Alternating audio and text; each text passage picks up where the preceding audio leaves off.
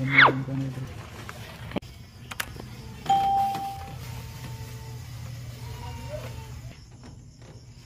po.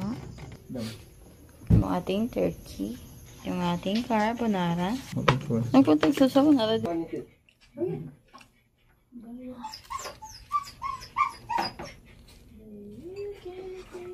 Tambok niya puro. Tambok na siya. Tambok na siya.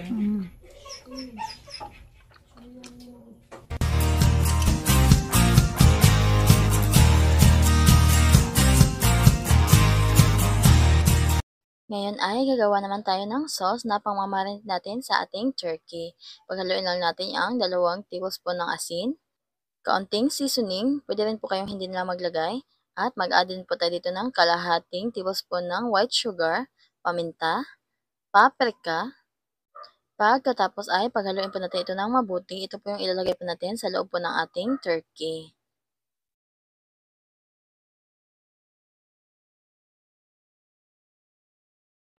At ayan, ito na rin po yung ating turkey guys. Nalinisan na rin po natin ito. Dito po natin ilalagay sa loob yung mga pinagmix po natin kanina na mga seasonings. Ayan, yan po yung magsisilbing timpla po nitong ating turkey. Dito pala sa part na ito guys ay nag-voice over lang tayo dahil sa sobrang lakas ba naman ng ulan. So, grabe po ang kalabog po ng bubong. Sobrang ingay po talaga dahil sa ulan, kaya hindi na po halos marinig yung mga pinagsasabi po natin dito. Kaya nabuti ko na pong i-voice over dito banda. Pagkatapos naman natin dito maglagay po ng timpla, dito po maglalagay na po tayo ng mga ricados po na ilalagay po natin sa loob ng ating turkey. Gagamit po tayo dito ng garlic, bay leaves, star anise, pamintang buo, green chili, onion, spring onion, at saka lemongrass. Ito po yung magpapadala po ng sarap po sa ating turkey.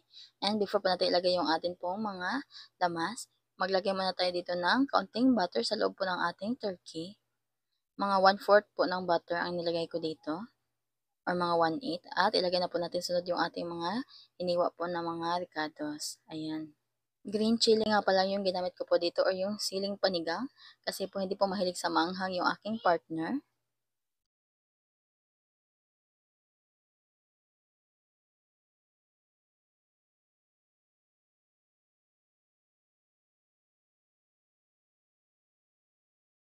Pagkatapos ko po maglagay nito ng mga lamas, yung natitira pa nating pampalasa, inilagay ko po sa loob po ng ating turkey para naman po magkalasa po yung mga nilagay po nating mga ricados. At before pala natin ito isalang sa baga or elechon, pahiraman natin ng patis yung kanyang balat para magkalasa na din po siya. At pampakulay na rin po yan.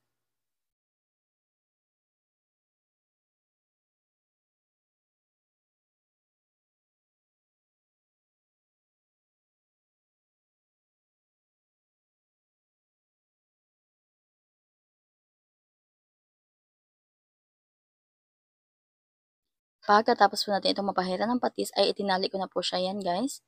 Pero hindi ko na po pinakita ang pagtali po natin.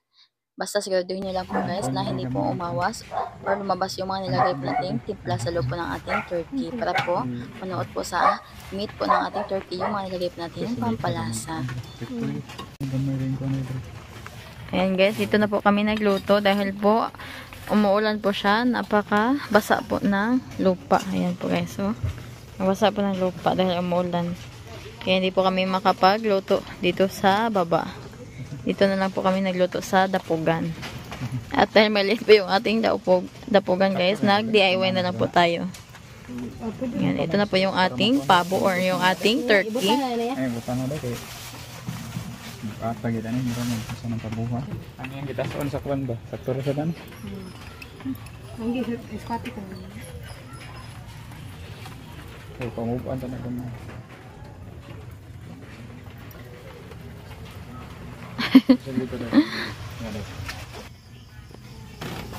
Ayan po guys, malapit na rin po yung maluto itong ating turkey. Lechon turkey. Lechon pabo.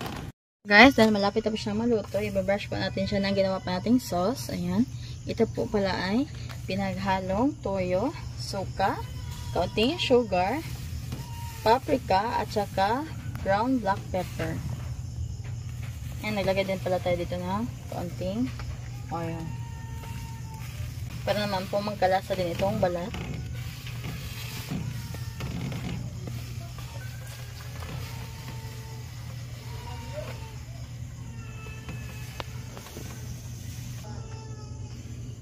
Ayan. Ayan po guys, malapit na rin maluto yung ating turkey. Ayan po.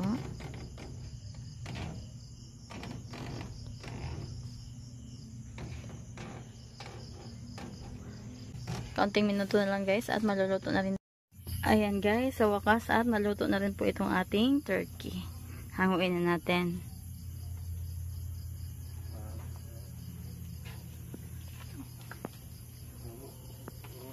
Ayan po. Gutom na guys. Gusto pa lang kitkitin yun. Ayan, okay na yan guys. Let's go. Mukha ate. Ayan, meron pa tayo ditong kaunting cake. Itong ating turkey.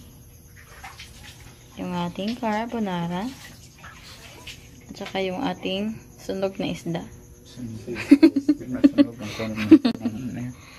Inihaw po yan na bangos. Happy birthday to you. Happy birthday. Happy birthday. Apple po this no. Hindi na kulay. Ang po pa din. Happy birthday to you. Happy birthday. Snow, gigoto na snow. Happy birthday to you. Na, kabab na, hamham na. Kuhaan nga nga ni kanon doon. Kuhaan ko man. Kitas kami lang yan. Kuhaan na. Yo. Sige, pagkuha mo. Ari ka na. Iwa din. Magani. Baboy bang? Iwa din. Ah, luto eh. Luto rin. Luto raman. Luto raman lagi na diyan. Luto ba? Wala sa sawa no. Nagpuntag sa sawan. Ara di dagang ko na sauce. Iwa din. Wala. Nay mapako. Ay, iwa pa ko yan. Namumukra. Ay, ganun ko kay para makakakuha sa laba.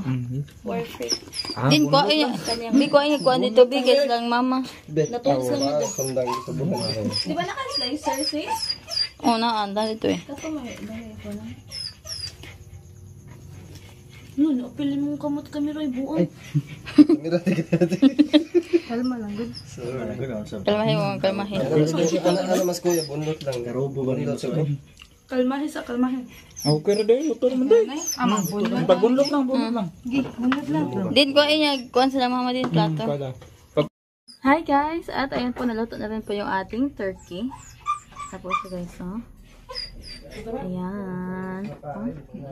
Umuusok pa po siya sa init. Kain po tayo guys. Diba? Ayan. Oh, panit niya Ayan po guys, oh. Lamig sa bunot siya. Yan po yung balat niya. Ito naman po yung kanya meat. Kain po tayo guys.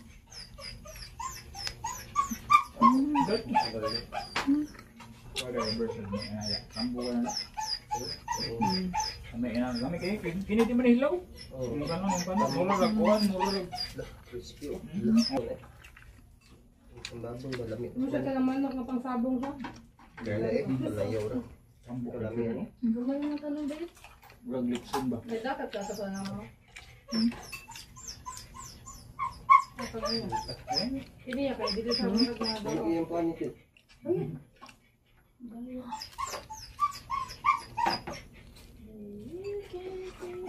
Tambok niya puro. Tambok na siya, tambok na siya.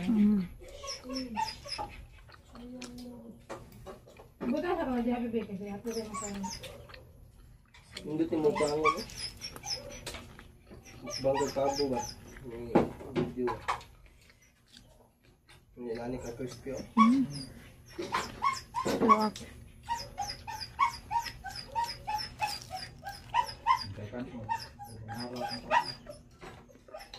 Natangon ko ba na?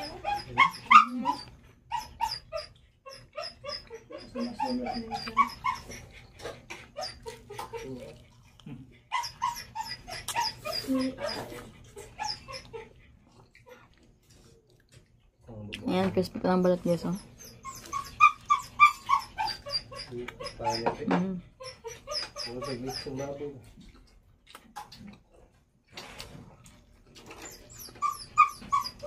At ayan po guys, natapos na rin po tayong kumain. Napakasarap po ng niluto pala natin na turkey. Mas masarap pala siya ilitsyon kaysa manok. Kaya ano pa hinintay guys, itry nyo na po ito. Yan lang po. Thank you for watching. See you on my next vlog. Bye-bye!